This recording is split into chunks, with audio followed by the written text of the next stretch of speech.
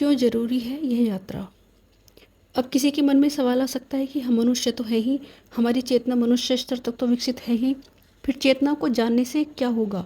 बस यही बात ठीक तरीके से समझने की ज़रूरत है। चेतना का मनुष्य के स्तर तक होना चेतना की कोई अंतिम सीढ़ी नहीं है।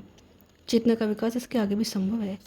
बल्कि देखिए कि हम में से ज़्यादातर साधारण मनुष्य जैसे ही जीवन गुजार देते हैं।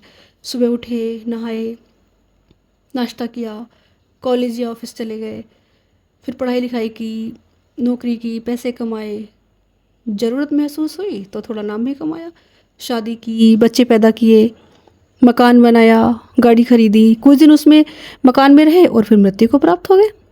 फिर जन्म लिया, फिर यही किया, फिर मर गए। बस यह सिलसिला जारी रहता है। और जबकि देखिए कि खाने पीने और सोने और बच्चे पैदा करने का काम तो जानवर भी करते हैं। मनुष्य का काम सिर्फ यह सब करना नहीं बल्कि इससे आगे भी कुछ करने का है। अब कैसे होगी आपकी चेतना विकसित?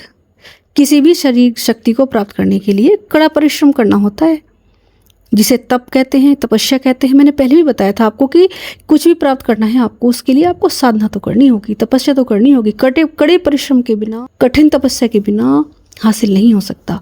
तपस्या का अर्थ यही है, खुद को तपाना, यानी जिस कार्य में महारत हासिल करना चाहते हो उसका कड़ा अभ्यास करना।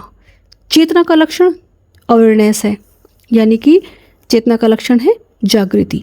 सजग और सचेतन के निरंतर अभ्यास से जागृति बढ़ती जाती है। आप जो कार्य जितने ध्यानपूर्वक, जितने होशपूर्वक करेंगे, उस कार्य में उतनी ही दक्षता आपको हासिल होना तय है। जिसके भीतर जितनी जागृति बढ़ती जाती है उसकी चेतना उतनी ही ज़्यादा विकसित होती चली जाती है।